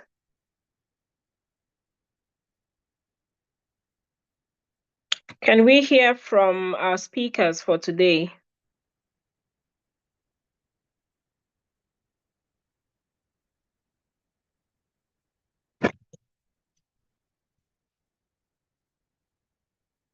Our speakers available, please. Ms. Sharma, Goha, and Dr. Shimanes. There is a question for us in the chat room, and the person is talking about a specific case which is around religious organizations, which is gender problems, and where she said the society usually use holy books to suppress women. So the question is, how can this be addressed? Okay, may I please answer this question? Okay. Sure. Thank you. The holy books have been written, like if we talk about how these are transmitted from generations to generations, we do not know about how these authentically came and how these were interpreted, because how they have been interpreted also is a sign of how power has been misutilized all these years. And yes, through these holy books, if you look at the holy books, it is only the misrepresentation or the misinterpretation which will lead to such kind of conclusions. If you read them carefully, the texts do not anywhere say that women are less abled, or they should be, treated in a particular way. It is the way these are interpreted. Just like law, in the legal systems wherein you have a law and the judges interpret it for you to understand, it is in a similar manner that for our convenience we many a times portray, the female characters in a way that they have, they have to do perform these duties alone. Yes, of course, you may say that this interpretation has been accepted by women, and that is why it has been reinforced upon us time and again. Had somebody objected right in the beginning, things would have been changed, right? So women were somewhere comfortable in accepting these norms which were set up for them. And over the years, over the time, these kind of, these are deeply embedded in the society now. So we, since religion, of course, as Marx would call it, it's the opium of masses. And of course, we time and again go to religion for some kind of, hope that we will survive, for some kind of, for addressing our fears. And that is why we keep on looking at what is the purpose of life through religion. If you look at what is the purpose of life through humanitarian, lens, you will be able to identify what your role is as a human being, and you will not confine yourself to some kind of stereotype which has been set. So if as a human being I'm performing all the duties which I must perform, if I'm compassionate to my fellow human beings, I am serving others, I am I care for the environment, I care for nature, I care for my family, whether irrespective of the fact that I am a male or a female, I will be performing everything in a way that it should be performed. So if you look at religion, nowhere it kind of it is just like, there are different functions which people perform in a society. See, somebody who loves gardening has taken it as a profession. Somebody who loves say who is into defense forces, somebody who is in education sector. But it is through our biases, through our perceptions, that we differentiate between the roles. So even if there were roles assigned in the religious scriptures, for that matter, if we for a second, if we want to believe that there is no misinterpretation, so even if there were roles assigned, nowhere the roles were considered to be less or more. It is through our for hunger for power that we interpreted them into being less or something being better. So that is why the women became these objects of misery, because they were the rules, the way the characters have been portrayed were always misinterpreted. So you should understand the essence of every religion, that you must do good to the society at large and to yourselves, and then you will not be bound by any religion to do perform in a particular manner throughout your lifetime. Mansi, we Thank also you see very much. Thank you very much. We have another contribution here from Sylvester, who says there are many ways of improving women representation in media. And this is after Gohar's presentation: increase women leadership in media, promote gender-sensitive media policies, foster partnership between media and women's organizations, and training and capacity building. I'll go straight away to the chat room again. We have Tapashi Laha who wants to speak. Can you unmute your microphone and ask your question, Am I please? audible? Yes, you are. Am I? Okay. Thank you. So, I just want to share my own personal opinion about what Dr. Shamanaj was discussing about this Shashi Deshpande. Although I haven't read any of her work, and how this award machinery works. So, what I believe, you see, as a former students of literature and being a teacher also, we have seen that all the female writers, they were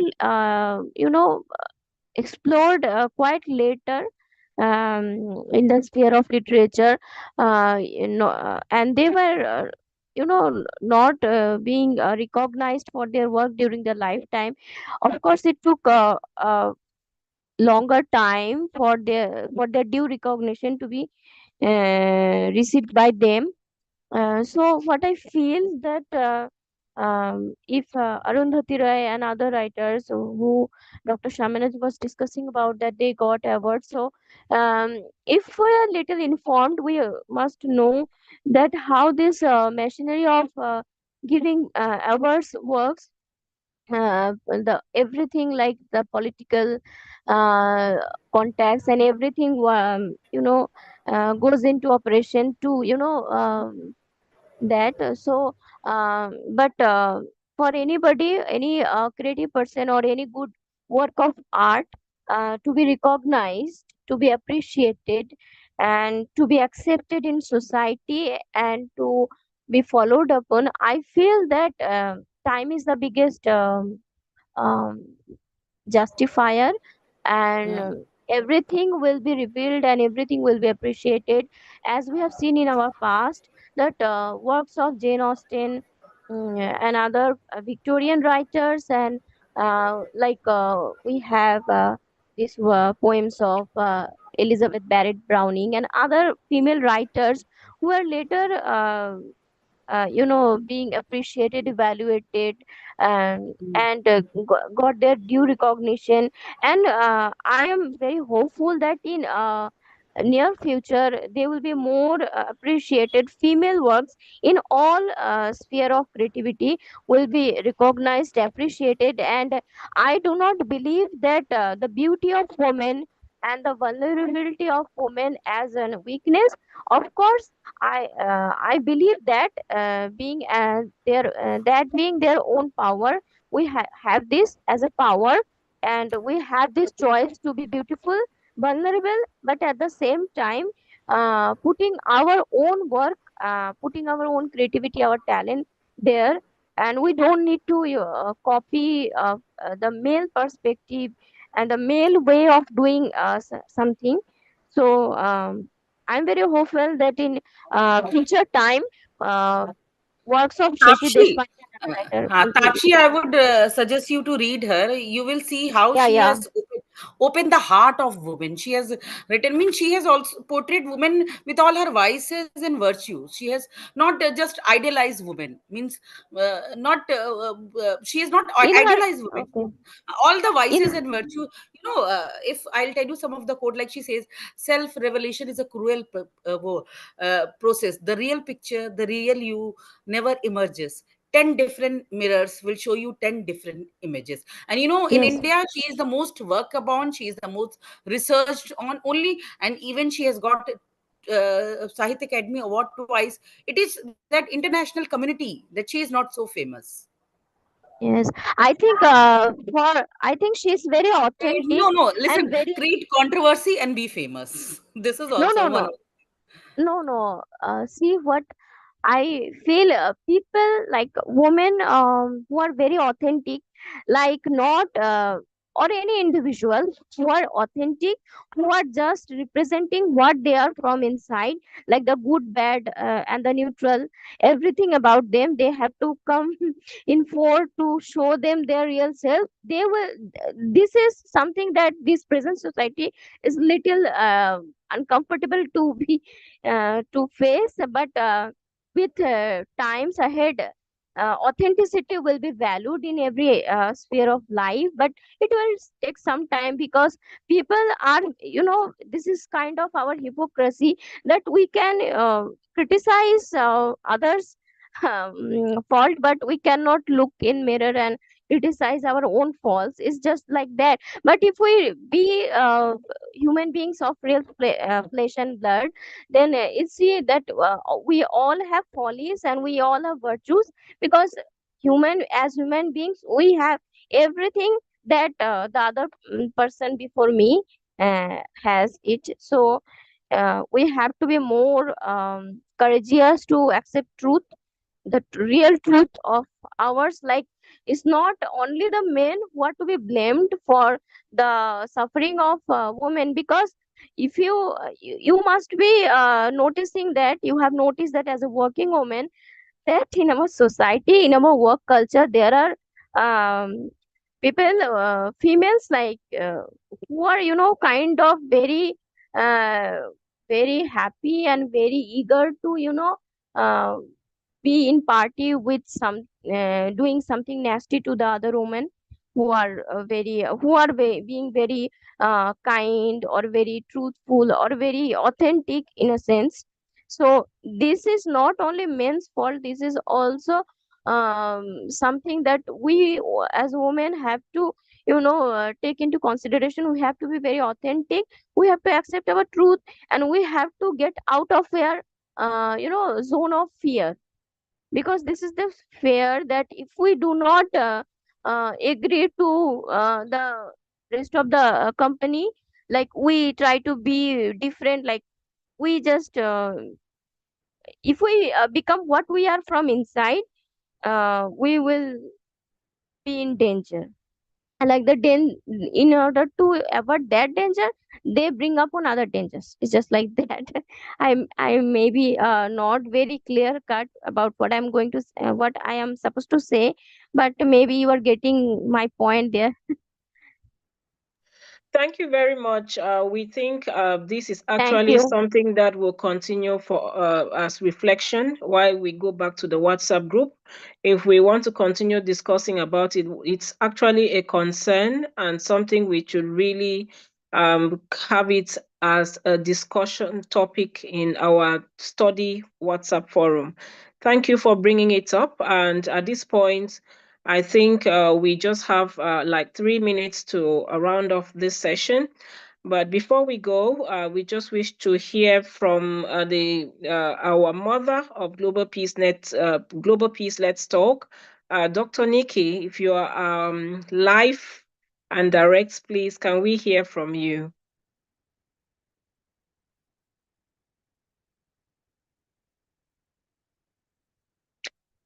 Do we have Dr. Nikki connected? If not, then we will go back to Dr. Shimenez to see if we have some information against Yeah. the next steps. Yeah.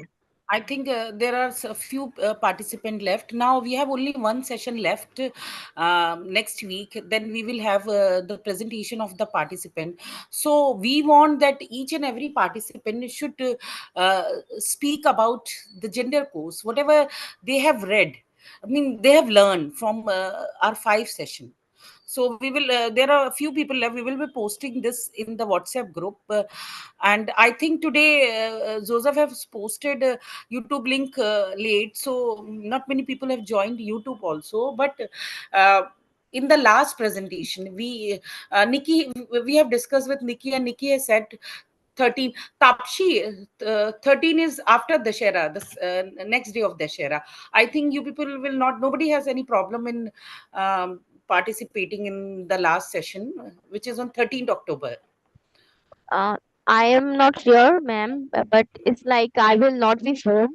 I will be visiting my husband's village, so I will try to join, because I'm very eager to join such a session and sharing my We own. don't want PowerPoint presentation, or we don't want people to write up. We just want them to speak, whether they want to speak just 2-3 lines. Each and every participant who has Yeah. been a part of this course. I'm okay. I'm not sure about my schedule, because I'll be traveling. That's I'll an discuss, issue that I'm. Tapshi, I'll discuss with you tomorrow. I'll tell you Okay, thank what you. you do. Okay, sure, So sure. for the remaining participant, we want each and every participant to speak few sentences what they have learned during this 5 session. Nadira from Uzbekistan, can you hear me, Nadira? I want people from Uzbekistan also to speak about this gender study course. Dr. Nargiza, are you there? Firoza, I saw Firoza also. Means we want feedback openly. We want feedback, whatever they have learned. So I hope it is clear. We will be posting this in the WhatsApp group also. And now only one session, last session is left. I hope we will have more and more participant in that, because there were lots of registration. There were it was more than 170, but people have not turned up. Today also we had just 66. So it is quite depressing when at least we should have 100 participants. Then, so maybe next time we'll do. So somebody would like to speak, like we had Priya Ruchi ma'am, we have Priya Soni Khare, Firoza. Anybody would like to speak anything today, or we can end? Dr. Nargiza. Hello, ma'am. Can I share little feedback of today's session? No, Tapshi, let others speak. Let others speak. No Today you issue, have no spoken. issue. I'll discuss with you tomorrow. So, Ruchi ma'am, would you like to speak anything today, or we can end this? Hello, I want to speak. Reverend Joel Bhatti, Canada. Yes, sir. Can you speak? Yes, sir. Okay. Today's session is a very marvelous and wonderful presentation, and all things are very nice. And the schedule was good, and all the moderator was doing very well. I learned a lot of things from here, and hopefully for the next session will be very boosted, and many people will be with us today, as also from my members from Aruj Bhatti, Pakistan, and that Sumaira and Aruj, and so many people are here now. And they are very much inspired with these lectures and the stories, and we have a many story from the Pakistan on the themes. And Dr. Shamanaz, you know, you are near to India. No, Dr. Sharma. Sir, my work is, sir, just Sharma. I want to tell you something. My work is of a South Asian woman writer. I have read all the women writer of India, Pakistan, and Bangladesh. Oh, even I have met Kesra Okay. Sheraz. She came to my city to meet me. Kesra Sheraz. She lives in Britain. So I have read Kamila Shamshi, Kesra Sheraz, Uzma Aslam Khan, all the women writer of Pakistan. Oh, right. Thank you so much. All over, it's a wonderful and very informative for all of us. Aruj Bhatti and Nasreen and that Sumaira and that Zarnaz, they were here from my group. God bless everyone. Goodbye. I think the meeting has stopped. Nirja ma'am, are you there?